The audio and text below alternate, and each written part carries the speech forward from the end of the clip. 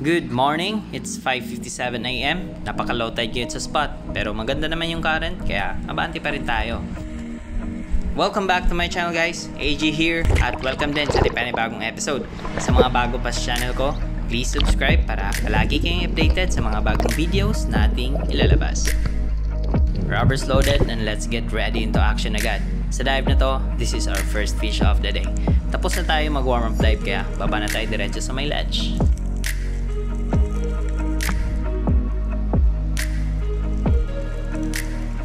Pagkalapag natin, nag-sandusting agad ako kasi may nakita ko mga iilang slender unicorn fish na nasa unahan at antayin na lang na sila yung lalapit. Shoutout nga pala kay Kuya Nono's Spearfishing Adventure, Kuya JTV, John Jordan Malang, at kay Rico Enricoso at sa lahat ng North Dalaget Tricycle Driver Operators. Drive safe kayo palagi at kay Sir Aiken Anyasco at sa lahat ng 22nd Infantry Battalion ng Philippine Army. Maraming salamat po. Ingat kayo palagi. God bless. Unti-unti na silang lumalapit kaya naka-target lock na ako dito sa isang malaki and took the shot.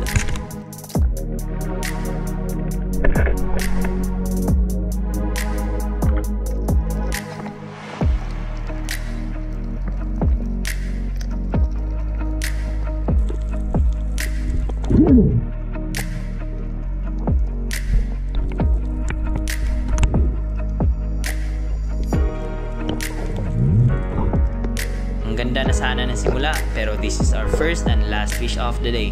Napauwi ako bigla guys dahil dito. Buti na lang napansin natin. Munti ka na pala maputol yung shooting line. Yung inner layer lang niya ang kumapit. Tumama siguro to sa buto guys, pero goods lang yan. Balik na lang tayo bukas. Kinabukasan, balik ulit tayo. Same spot. Na-double check ko na rin ang gears and it's all good to go. Kaya, let's do this. Dali-dali kong niload yung rubbers kahit dito pa lang tayo sa mababaw kasi may mga malalaking ilak tayong nakita. Pero eto yung lumapit, mga 1 kilo na din. Medyo maliit pa kaya pass tayo dyan. Sa dive na to, binalikan natin yung spot kung saan natin nahuli yung slender unicorn fish kahapon. I'm sure, andito lang din yun sila. And this is our first fish of the day.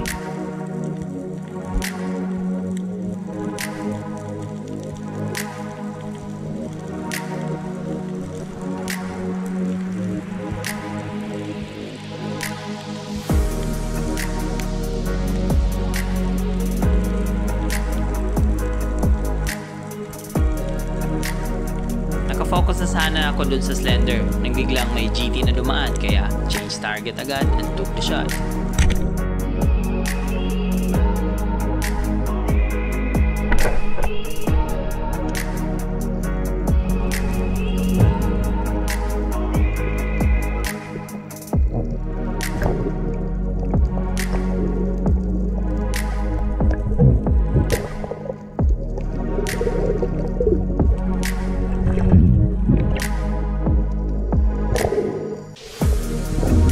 First fish of the day, isang GT or giant trevally, pero gamay na trevally pa to guys, pero good size na din.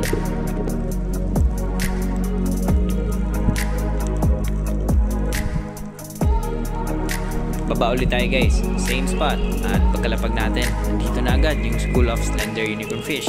Within our range na yung iba pero may mga mas malalaki pa dun sa likod kaya antayin natin na yun ang lalapit.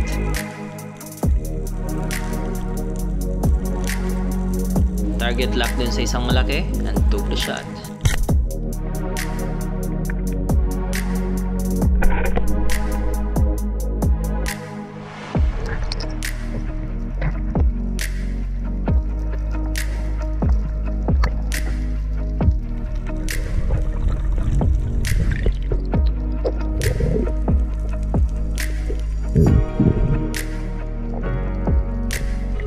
Napababa pa yung tira natin guys. Medyo long shot kasi, pero makapal naman yung balat ng slender kaya kumapit pa rin.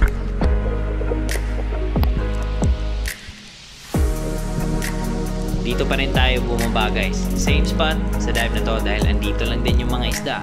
Pagkalapag ko pa lang, pagtingin ko sa unahan may isang king mackerel or tangige sa di kalayuan. I-attract natin to close the gap. Pero parang mailap tong sang to. Malayo pa lang, lumiko na. Kaya kung pansin nyo guys, nakaganyan yung kamay ko. Tinakpan ko kasi konti ang mask para hindi halata yung mata natin. Took the shots. Ang ganda ng tama natin sa isda guys, na spine shot. No fight at all.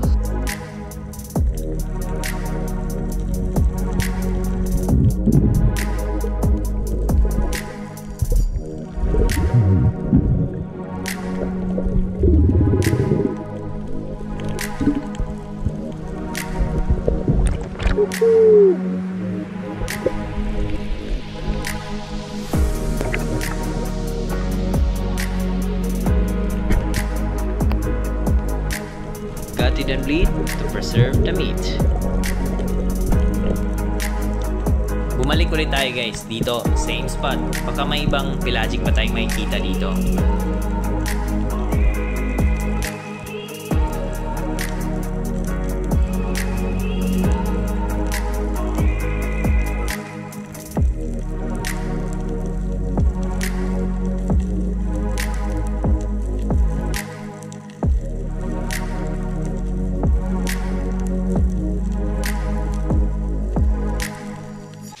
Dami pa sanang slender unicorn guys, pero nakahuli na tayo ng isa kanina at may nadagdag pa na king mackerel. Kaya pass tayo dyan and let's go back to the surface. Kunin na natin yung mga huli guys at nang makauwi na tayo.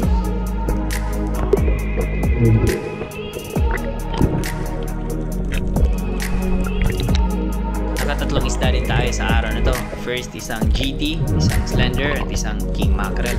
At ang aga pa, still 7:30 in the morning.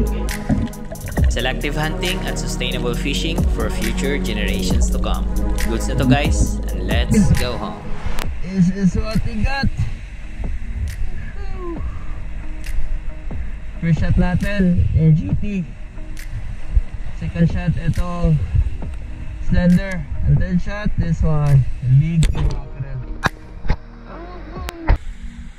Days after, balik na naman tayo sa dagat. Medyo high tide na sa umaga guys. Lakad lang muna tayo ng konti sa malalim na part at doon ang mag-prepare. Let's do this. Good morning Mr. Sun. It's 6:24 AM. Set na natin to sa free dive mode nang makapagsimula na tayo. Let's do this. After a couple of dives, finally, our first fish of the day guys. Buti na lang talaga napatingin ako dito sa gilid. Napansin ko kasi nag-iba yung movement ng bait fish at pagtingin ko, may isang malaking king mackerel dun sa unahan kaya unti-unti ko nilapitan to close the gap.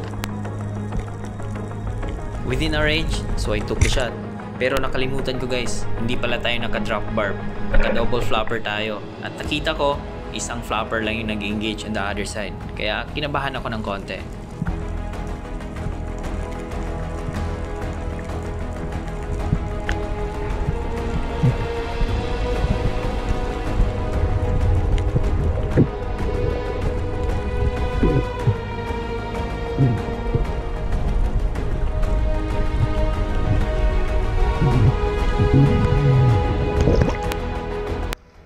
Kala ko mapit.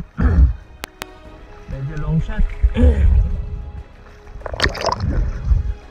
Tayo na lang natin ang pagod. At this moment guys, habang pinapanood ko bawat paglubog ng buoy, kinakabahan ako. Parang first time ko makahuli ng king mackerel. Kaya hindi ko pinuwersa or hinila yung line. Buti na lang, madali din naman napagod at na-retrieve natin. Eto na yung sinasabi ko guys. Kung pansin nyo, may makintab na bagay dyan sa gilid ng king mackerel. Yes, nakalabas yung isang flapper natin at yung isang flapper lang yung kumapit. Kaya dandahan lang talaga sa paghila.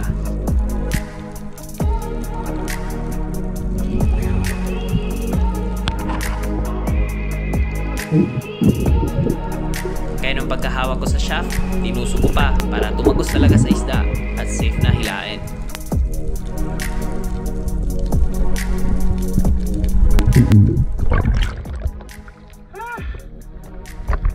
Para sa atin talaga. Buti na lang talaga naka-double flopper tayo. Kumapit yung isa sa loob guys. Medyo long shot talaga itong tira na to. Thank you fish.